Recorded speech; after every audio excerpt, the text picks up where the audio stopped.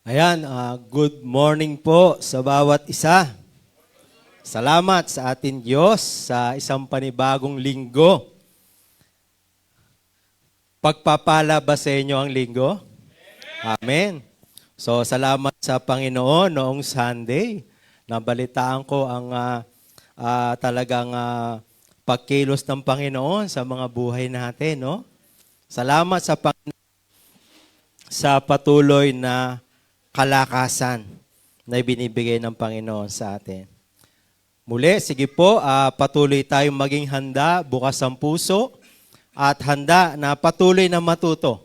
Iwan po natin saglit yung ating natutunan na nakaraan at patuloy po natin tanggapin ang mga nais ng Panginoon na ituro sa atin sa umagang ito. Pinamagatan ko po itong great faith. Great faith. O malaking pananampalataya, mga kapatid. Naniniwala po ako na nais ng Panginoon na magkaroon po tayo ng malaking pananampalataya. Lalo na sa panahon na pinagdadaanan natin, mga kapatid. So pag-uusapan po natin sa umagang ito ay bakit napakahalaga na palakihin po natin. Palakihin natin ang ating mga pananampalataya sa ating Diyos. Ang ating pong text ay nasa Lucas chapter 7, 1 hanggang 10. Muli ko pong hinihingi na tayo po ay tumayo bilang paggalang po sa salita po ng ating Diyos. At sabay-sabay po nating basahin. Start po tayo sa verse 1. Ang sabi po dyan, pagkatapos ipangaral ni Jesus sa mga tao ang mga bagay na ito, pumunta siya sa Capernaum. May isang kapitan doon na hukbong Romano na may aliping malubha ang sakit at naghihingalo. Mahal niya ang aliping ito. Kaya nang mabalitaan ng kapitan ang tungkol kay Jesus, sinugo niya ang ilang mga pinuno ng mga Hudyo para pakiusapan si Jesus na pumunta sa bahay niya at pagalingin ang kanyang alipin. Pagdating nila kay Jesus, nakiusap silang mabuti sa kanya. Sana'y tulungan ninyo ang kapitan dahil mabuti siyang tao.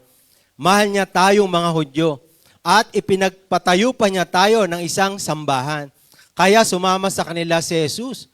Nang malapit na sila sa bahay ng kapitan, sinugo ng kapitan ang ilang mga kaibigan niya para salubungin si Jesus at sabihin, Panginoon, huwag na po kayo mag-abalang pumunta sa bahay ko dahil hindi ako karapat-dapat na puntahan ninyo sa tahanan ko. Kaya nga, hindi na rin ako karapat-dapat na humarap sa inyo. Sabihin ninyo na lang po at gagaling ang utusan ko. Alam ko ito dahil nasa ilalim ako na nakatataas na opisyal at may nasasakupan din akong mga sundalo. Kapag sinabi ko sa isa, pumunta ka roon, pumupunta siya. Sinabi kong halika, lumapit siya at kahit ano ang iutos ko sa aking alipin, ay sinusunod niya.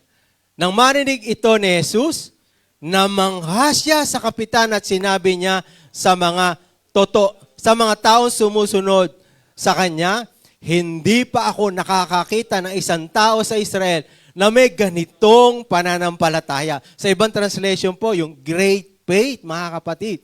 Verse 10, nang bumalik sa bahay ang mga sinugo ng kapitan, nakita niyang magaling na ang alipin. Manalangin po tayo. Father God, muli sa pangalan po na aming Panginoong Hesus, patuloy kami nagpapasalamat sa iyong mga salita. Ang salita mo ay pagpapala sa aming buhay. Kailangan po namin ang salita mo, Panginoon. Lord, ang aming dalangin, Panginoon, tulungan mo po kami. Makita, marinig, maunawaan namin ang nais mong ituro sa amin sa umagang ito, Panginoon. Marami pong salamat. Ito ang aming panalangin sa pangalan ni Jesus.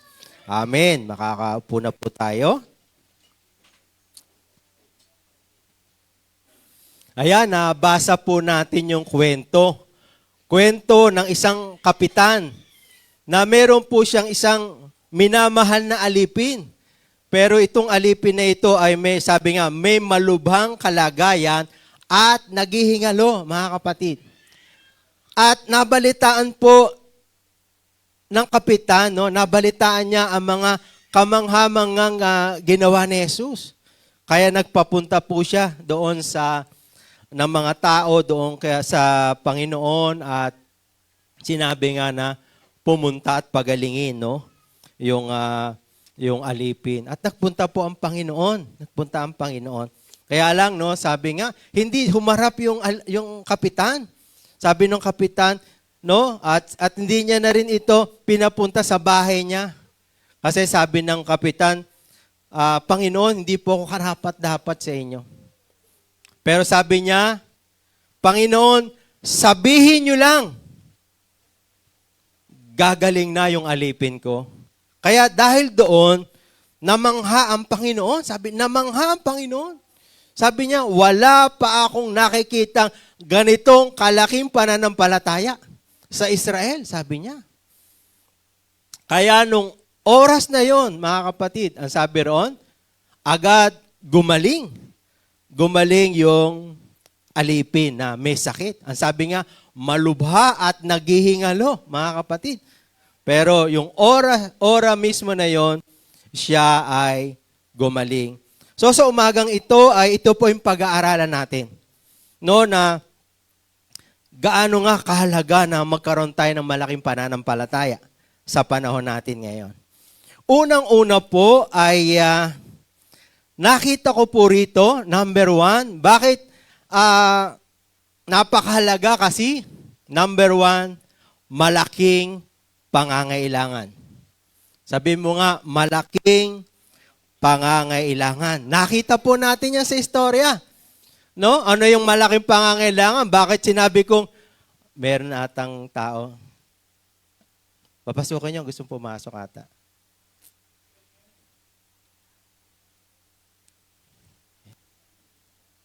Ayan, sige po, tuloy po tayo.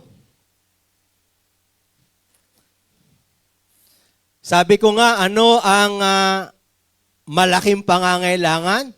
Bakit po malaki? Malubha at naghihingalo. Grabe po yun, no? Malubha na naghihingalo pa. Malaki bang pangangailangan ito? Amen, malaking pangangailangan.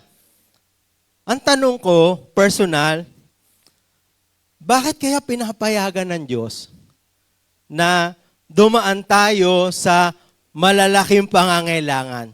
Nararanasan nyo ba ito? Di ba? Meron tayong ganoong karanasan na may matindi tayong pangangailangan, mga kapatid. So, bakit hinahayaan ng Diyos na ito ay daanan natin? Mga kapatid, unang-una, upang makita natin na tayo ay may limitasyon. Hindi natin kaya lahat. May kaya tayo, pero hindi lahat kaya natin. Pangalawa, bakit pinapayagan ng Panginoon ito? Upang makita natin, kailangan natin ng Diyos. Hindi lang kaya natin lahat. Kailangan natin ang Diyos sa buhay natin. Pangatlo, matuto tayong lumapit, kumapit, at magtiwala sa Diyos. So, ibig sabihin, parang napakapangit tingnan itong malaking pangangailangan. At siguro, sasabihin ko sa inyo, sino ang gusto na magkaroon ng malaking pangangailangan? Siguro, lahat tayo 100%. Sasabihin ko, Pastor, ayoko po niyan. Ayoko po niyan. Malaking pangangailangan. Pero ang Diyos talagang, Diyos siya eh. Minsan di natin maintindihan, no, yung mga bagay na dumadaan tayo. Pero alam nyo, sabi nga sa salita ng Diyos, sa lahat ng bagay, no, ito ay nagkakalakip-lakip. Lahat ng bagay, ibig sabihin, sa mabuti at sa pangit, meron pa ring magandang intensyon ng Panginoon. Kaya pa na tayo pinapadaan sa malaking pangangailangan upang makita natin yung mga sarili natin. Hindi natin kaya Wala ang Diyos sa buhay natin. Hindi natin kaya. At sa pamamagitan niyan, natututo tayo. Natuto tayong lumapit sa Diyos. Kumapit sa Diyos at magtiwala sa ating Panginoon. Ibig sabihin, sa likod niyan ay merong malaking pagpapala. Merong malaking nais ituro ang Panginoon sa ating buhay, mga kapatid. Kaya niya tayo pinapadaan diyan, no? So, ano ang malaking pangangailangan ng kapitan? Makikita natin yan doon sa verse 2. No? Ang kapitan ay mayroong aliping malubha ang sakit, naghihingalo. No? Pero mahal niya ito, mga kapatid. So, ang tanong ko sa umagang ito, ano yung mga sa tingin natin malubha at naghihingalong kalagayan na meron tayo ngayon?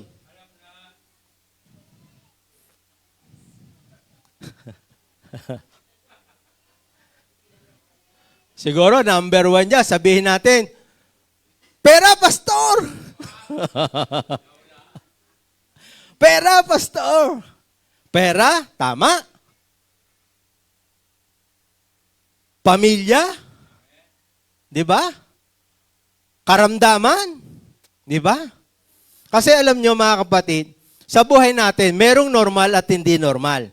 Lagi ko ito naririnig. Praise the Lord, di ba? Meron tayo, kumakain naman tayo, 3 beses sa isang araw. Tama? Minsan sobra pa. Salamat sa Panginoon. Pero, meron ka isang bagay. No? Although, kumakain ka ng 3 beses sa isang araw, sa loob ng pamilya, merong may sakit. So, ibig sabihin, meron din tayong bagay sa ere na hindi normal. Maaaring may mga trabaho. Praise the Lord, may trabaho. Di ba? May trabaho sa pamilya, okay yan. Pero ano yung hindi normal? Maaari sa loob ng bahay, hindi nagkakasundo ang mga ang magulang at ang nanay. Di ba? Merong ganoon.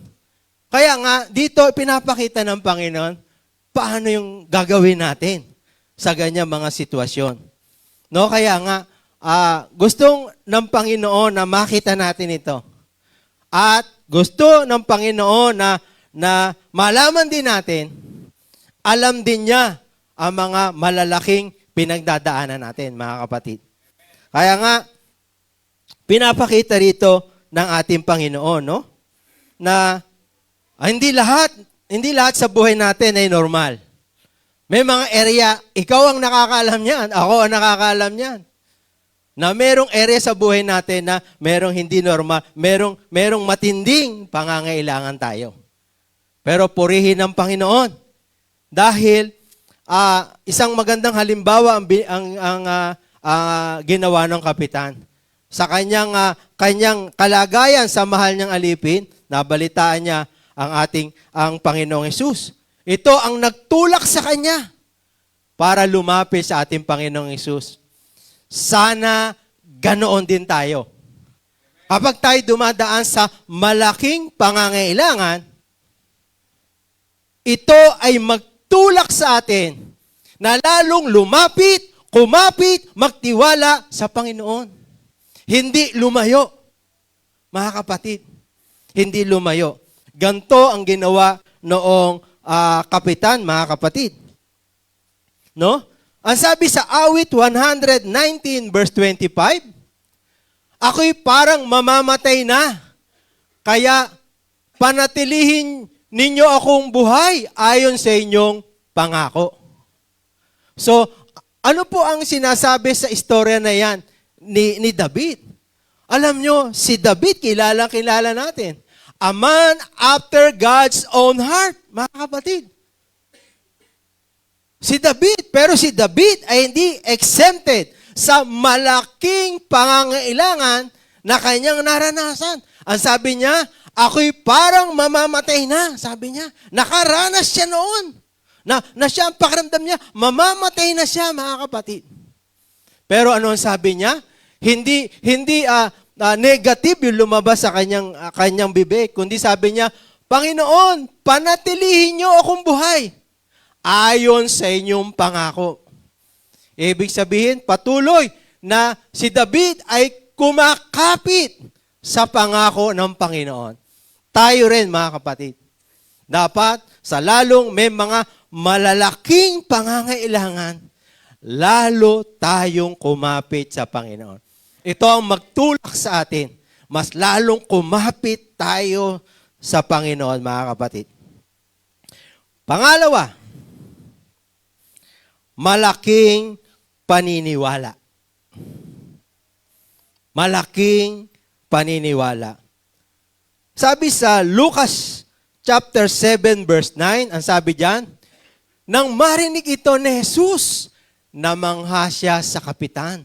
At sinabi sa mga taong sumusunod sa kanya, hindi pa ako nakakakita ng isang tao sa Israel na may ganitong pananampalataya. Bakit? Bakit namangha ang Panginoon doon kay kapitan? Ano ba ang ginawa ni kapitan? Bakit namangha siya? Ang sabi ng kapitan, di ba, hindi na nga niya pinapunta sa bahay. Dahil sabi niya, hindi po ako karapat dapat humarap sa inyo. Pero sabi ng kapitan, Panginoon, sabihin niyo lang, gagaling na ang alipin ko.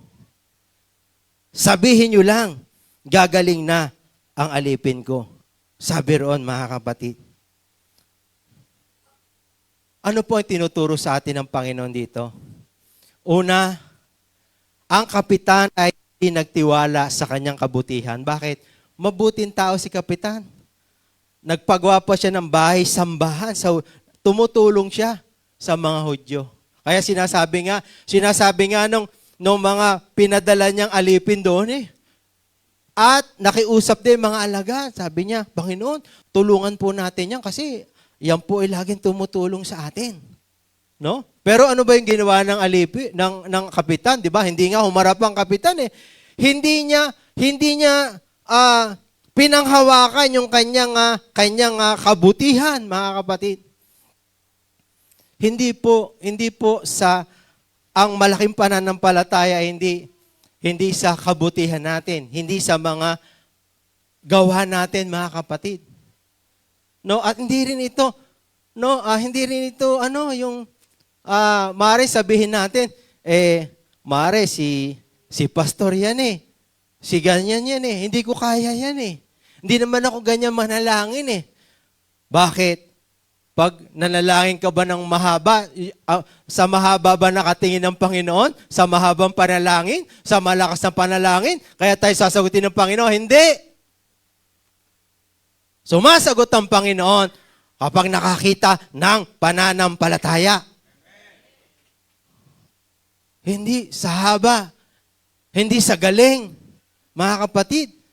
Kaya lahat tayo ay pwedeng makaranas sa Panginoon.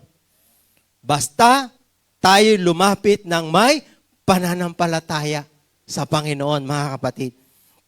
Hindi niya pinanghawakan ang kabutihan niya. Hindi niya pinanghawakan ang kayamanan niya. Mayaman si kapitan. May mga alipin siya. At nagpagawa siya ng bahay-sambahan. Imagine natin, mayaman si kapitan. Di ba? Alam niyo, di ba? Sinasabi natin, kung may pera lang ako, ayan. Di ba? Maaari, sa mga may karamdaman, may pera lang ako, i-confine agad kita. Di ba, ganyan tayo? I-confine agad kita. Saan mo gusto i-confine? Di ba? Minsan, di natin namamalayan. Dahil may pera tayo, nagtitiwala tayo sa pera. Mahalaga ang pera. Hindi ko sinasabing masama ang pera. Pero hindi natin napapansin, nakadepende tayo sa pera na meron tayo. Kasi gusto ko itong makita nyo kasi mamaya ipapakita sa atin ng Panginoon ano yung kayang gawin ng pananampalataya sa mga sitwasyon ng buhay natin. Si kapitan, hindi siya nagtiwala sa kanyang pera.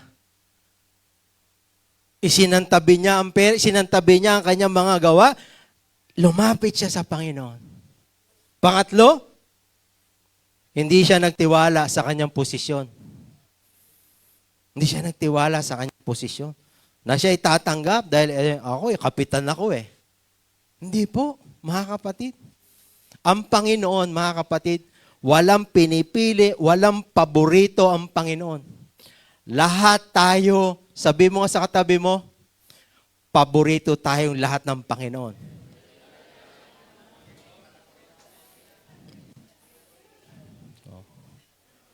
Paborito tayong lahat ng Panginoon. Mahal tayo lahat ng Panginoon. Amen? Pwede bang palakpakan natin ang Panginoon dyan? Mahal tayo ng Panginoon. Alam nyo, bakit namangha ang Panginoon sa kapitan? Dahil sa malaking pananalig niya saan? Sa salita ng Panginoon. Ibig sabihin, mga kapatid, nais ng Panginoon, magkaroon tayo ng malaking pananampalataya sa salita ng Diyos. Sa panahon natin ngayon, mga kapatid. Kaya nga, pinapakita rito, tingnan natin yung istorya. Wala pong ginamit na kahit ano para gumaling yung alipin. Kundi, sinabi ng kapitan, Panginoon, magsalita ka lang. Gagaling na ang alipin ko. Mga kapatid,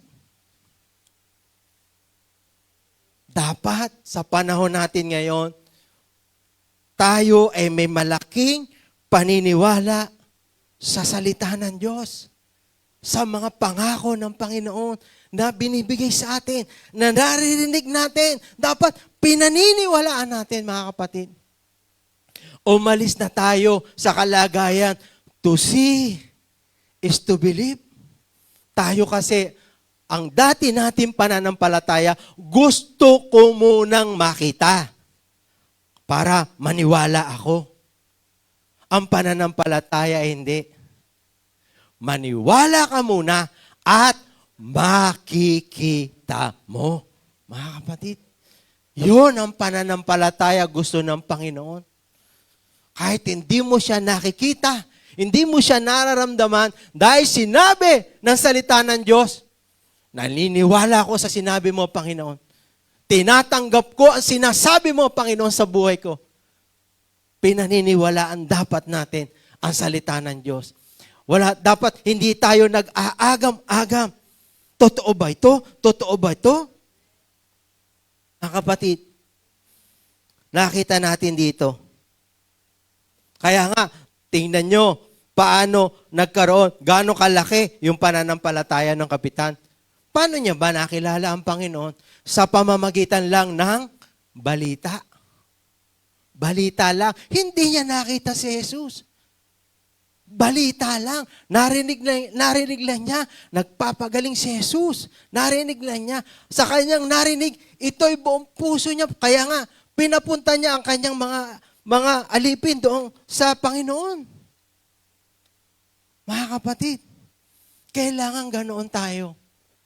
Maniwala tayo sa salita ng Diyos na naririnig natin.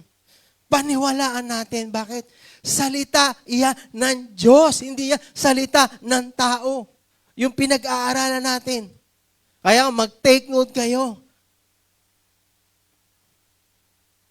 At tingnan nyo yung mga verse na sinasabi natin.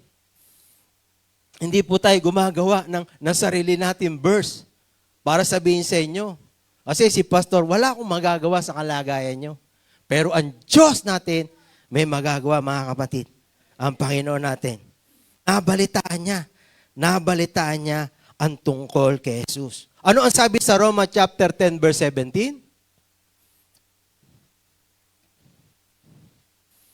Roma chapter 10 verse 17. Ayan.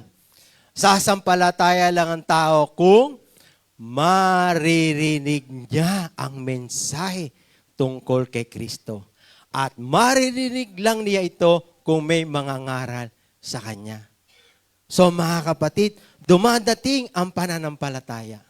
Kapag narinig, kailangan pag narinig natin, paniwalaan po natin kung ano yung sinasabi ng salita ng Panginoon, no?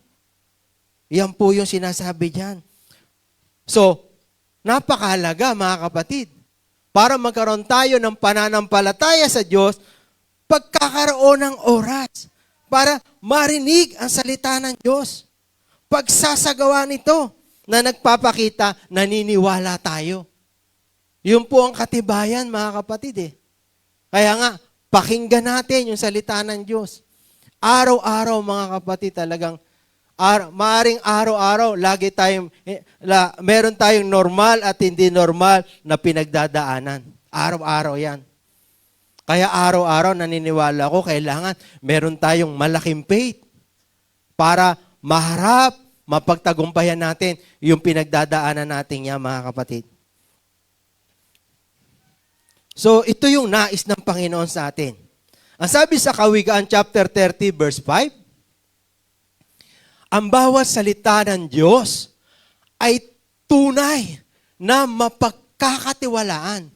Siya ay tulad ng panangga sa mga umaasa ng kanyang pag-iingat.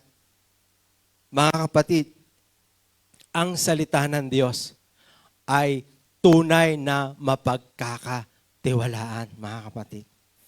Mapagkakatiwalaan ang salita ng Diyos. Isaiah chapter 55, verse 8 to 11. Ang sabi diyan, sinabi ng Panginoon, ang pag-iisip ko ay hindi katulad ng pag-iisip ninyo. Magkaiba tayo, mga kapatid. Iba ang Diyos, iba ang tao. Iba yung mag-isip tayo, iba tayo magplano. Iba po ang Diyos, mga kapatid. Sabi diyan, at ang pamamaraan ko ay hindi katulad ng pamamaraan ninyo. Kung gaano kalayo ang langit sa lupa, ganoon din kalayo ang aking pamamaraan sa pag-iisip at pag-iisip kaysa sa inyo. Ang ulan at niebe ay mula sa itaas at hindi bumabalik doon hanggat hindi muna nakakapagbigay ng tubig sa lupa at nakapagpalago ng mga halaman para makapagbigay ng binhi at pagkain sa nagtatanim sa mga tao. Ganyan din ang aking mga salita. Hindi ito mawawala ng kabuluhan. Isa sa katuparan nito ang aking ninanais. Isasagawa ang aking layunin kung bakit ko ito ipinadala. Mga kapatid, kung bakit ko ito ipinadala. Laging may purpose ang Diyos sa mensahe niya. Kaya nga, napakahalaga mga kapatid. Yung mensahe, lagi tayo may pananampalataya. Pagpupunta natin ng Sunday, kakausapin ako ng Panginoon. May ibibigay ng mensahe, personal ang Panginoon sa akin. Sasagutin niya ang mga tanong ko sa puso ko. Dapat ganoon tayo. Na manalig tayo. Na pag nagsalita ang Diyos, may sasabihin yan sa buhay natin. Kasi sabi niya, ang aking layunin kung bakit ko ito ipinadala. Bakit ko ito sinabi? Bakit ito sinabi ng Panginoon? May purpose siya, mga kapatid. May purpose siya. Kaya nga, pag may naririnig kayo na salita ng Diyos na talagang nangusap sa puso nyo, hawakan nyo yun. Kapitan nyo yun. At yun ang sinasabi ng Panginoon sa iyo, personal. Yung sa area, nangusap ang Panginoon dito. Hindi kailangan, no? Hindi ko sinabi hindi mahalaga yan. Kailangan nating sabihin yan. Bakit? No? Katulad ng panonood, nanonood ka. Paano ba masarap manood ng sa isang pelikula? Simulan mo sa umpisa hanggang matapos. Masarap manood, di ba? Pero yung naindo ka sa kalagitnaan, doon ka sa matatapos na manood ka, masarap bang manood? Hindi. So dito, ipinapaliwanag natin yung gusto natin bigyan diin. At sa pagpapaliwanag natin, may mga area dyan na tatalon sa puso natin. At maging handa tayo. Kaya nga mga kapatid, I encourage na bago kayo pumunta rito, ipanalangin nyo ang puso nyo, Lord, Pinapanalangin ko sa sarili ko, Lord, talagang tulungan mo kong marinig, tulungan mong matanggap ko yung dapat kong matanggap sa umagang ito, mga kapatid. Kasi alam nyo, ang salita ng Diyos, sabi diyan, ganyan din ang aking salita, hindi ito mawawalan ng kabuluhan. Isa sa katuparan ito, ang layunin. Bakit ko ito sinabi? Mangyayari yon sa buhay mo. Kung para sa iyo ang salita na yan, mangyayari yan sa buhay mo. Ganyan ang salita ng Diyos, mga kapatid. Maaring hindi lahat, pero naniniwala ako, may gagamitin ang Diyos na salita dyan upang kausapin ka, upang katagpuin ng Diyos ang pangangailangan mo sa umagang ito. Kaya lagi, maging ready tayong tumanggap. Bukas ang puso natin. Talagang focus tayo sa pakikinig sa salita ng Diyos. Kasi mga kapatid, huwag natin sabihin, salita lang yan. Sapagkat yung salita ng Diyos, sapat na yun, mga kapatid. Sapat iyon para katagpuin yung pangangailangan natin kung paniniwalaan natin sa buhay natin. Sapat iyan, mga kapatid. Imagine ninyo, dahil sa sinabi ng Panginoon, ano ang nangyari doon sa alipin? Gumaling agad. Hindi naman siya tumikim ng gamot. Hindi naman siya ikinonfine. Pero gumaling agad yung alipin. Bakit? Yung binitawan ni Jesus na salita, buong pusong pinaniwalaan nung kapitan. Sabi ng kapitan, hindi, magsalita lang kayo, Lord. Magsalita lang kayo. Isang salita lang sabihin mo, okay na yan sa akin. Secured na ako. At peace na ako. Magsalita lang kayo, Panginoon. Mga kapatid, mamimiss natin. Kaya nga, pag pumupunta tayo dito, talagang dapat attentive tayo. Talagang, ready tayong makinig. Ready tayong matuto. Hindi tayo na indito para lang magsalita lang ng kung ano-ano. May sasabihin ng Panginoon. May sasabihin ng Panginoon sa bawat isa sa atin.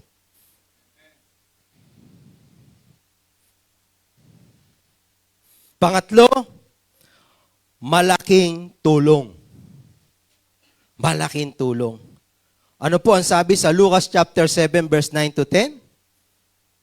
Nang marinig ito ni Jesus, namangha siya sa kapitan.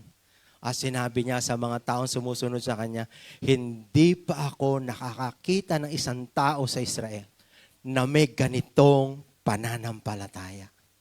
Verse 10, nang bumalik sa bahay ang mga sinugo ng kapitan, nakita nilang magaling na ang alipin. Mga kapatid. So dito, kasi alam nyo, even sa mundong ito, lalo na ang science, kailangan merong pruweba para maniwala.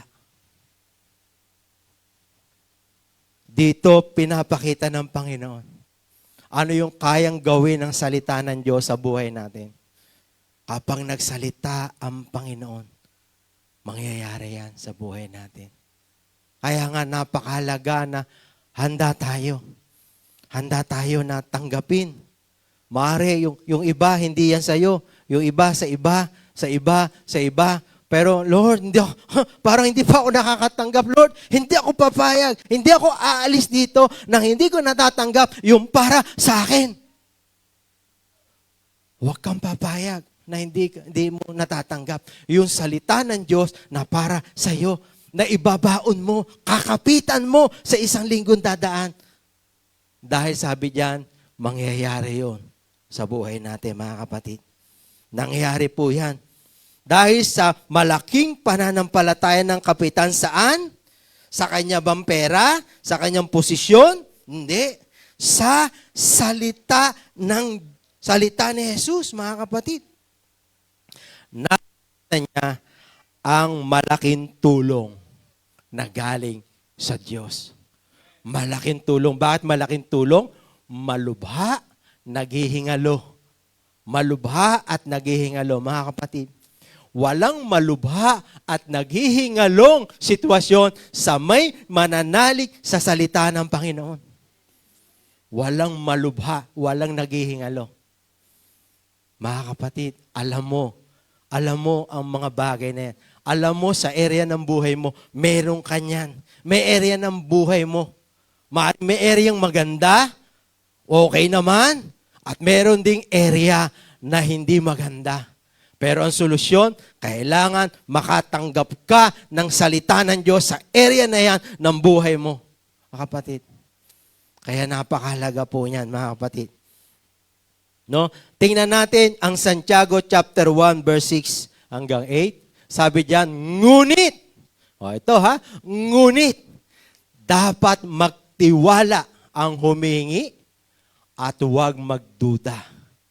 Dahil ang taong nagdududa ay katulad ng alon sa dagat na tinatangay at pinapadpad ng hangin. Ang ganitong tao ay hindi dapat umasa na may matatanggap mula sa Panginoon. Dahil, nawala yung 10. 8. Dahil nagdadalawang isip siya at walang katiyakan sa mga ginagawa niya. A double-minded person, sabi, huwag umasa sa Panginoon. Nagdadalawang isip. Nagtitiwala o hindi? Nagtitiwala o nag-aalinlangan? Dapat makita ng Panginoon. Makita ng Panginoon sa ating puso yung nakita ng Panginoon doon sa kapitan. Naniniwala sa isang paniniwala lang. Sa salita ng Diyos, mga kapatid. Sa salita ng Diyos. Roma chapter 10 verse 11.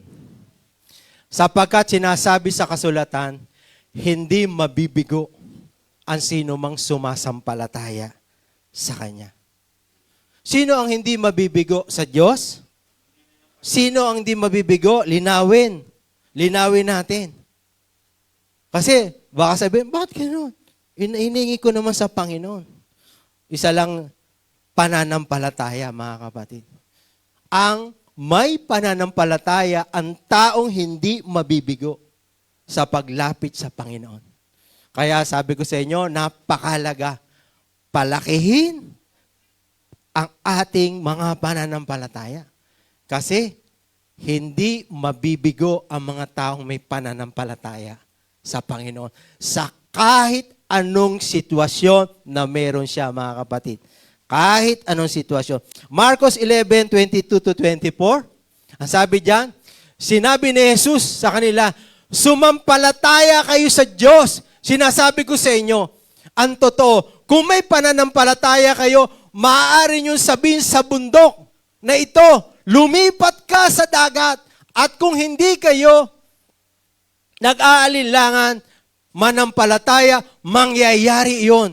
Mangyayari nga ang sinabi ninyo. Kaya tandaan ninyo, anuman ang hingin ninyo sa Diyos, sa panalangin, manampalataya kayo na natanggap na ninyo ito at matatanggap nga ninyo.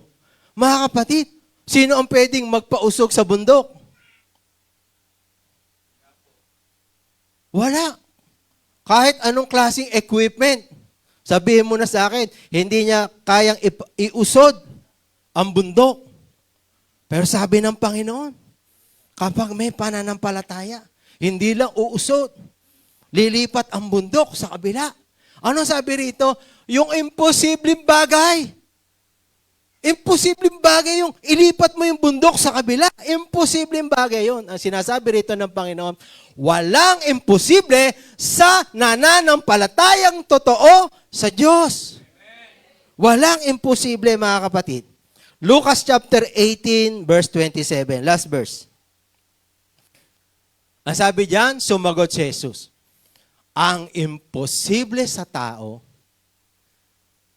posible sa Diyos. Sabi mo sa katabi mo, kapatid, walang imposible sa Diyos. Palakpakan natin ang Panginoon. Palakpakan natin ang Panginoon. Mga kapatid. So ano po ang nais ituro sa atin ng Panginoon? Mga kapatid, nais ng Diyos na magkaroon tayo ng malaking pananampalataya sa Kanya sa panahon natin ngayon. Ito ang magbibigay sa atin ng malaking tagumpay sa malaking pangangailangan na pinagdadaanan natin, mga kapatid. Kaya nga, lagi tayong magkaroon ng oras. Laging i-priority ang pakikinig ng salita ng Diyos. Sapagkat sa pamamagitan ng salita ng Diyos, dadating sa atin ang malaking pananampalataya. Hiniling ko po na tumayo tayong lahat. Meron po tayong isang aawitin sa umagang ito.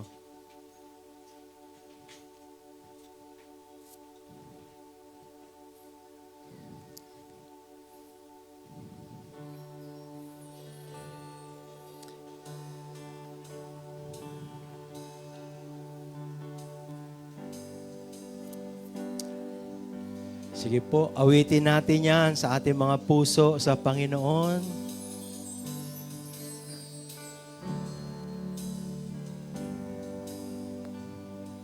Higit sa aking kailangan,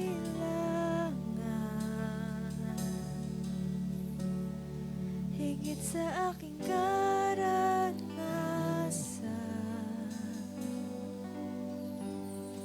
higit sa aking isipin, Ay kaya mong gawin.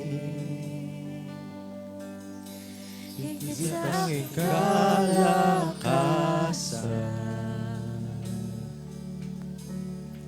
di minsan ay hindi nakulang, higit Sa aking isipin ay kaya mong gawin.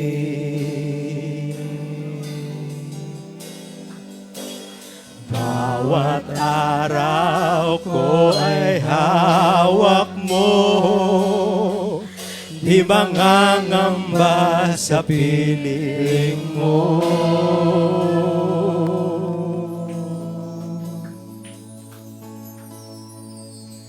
Walang mahirap sa'yo.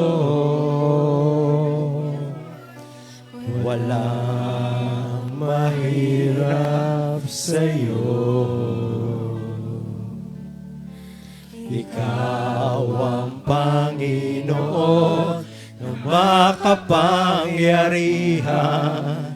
Walang mahirap sa'yo.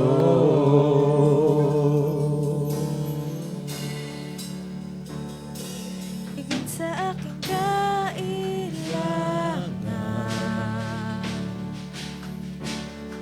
higit sa aking karanasan,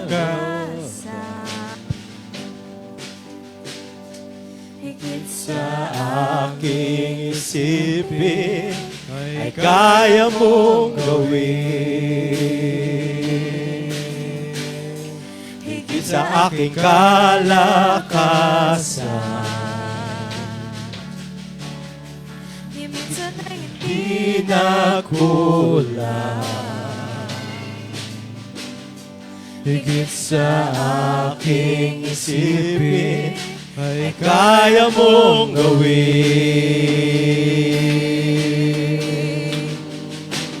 Bawat araw ko ay hawak mo. Hawak ng Diyos ang buhay natin, mga kapatid! Sa piling mo. Bawat araw ay hawak mo. Di mangangamba sa piling mo. Bawat araw ay hawak mo. Di mangangamba sa piling mo. Walang mahirap sa'yo. Walang mahirap sa'yo. Ikaw ang Panginoon na makapangyarihan. Walang mahirap sa'yo. Walang mahirap sa'yo! Walang mahirap. Amen, Lord! Walang mahirap sa'yo. Ikaw ang Panginoon na makapangyarihan. Walang mahirap sa'yo. For the last time, walang mahirap! Hallelujah, Lord! Walang mahirap sa'yo. Ikaw ang Panginoon na makapangyarihan. Walang mahirap, walang mahirap, walang mahirap sa'yo. Walang mahirap sa'yo. Walang mahirap sa'yo.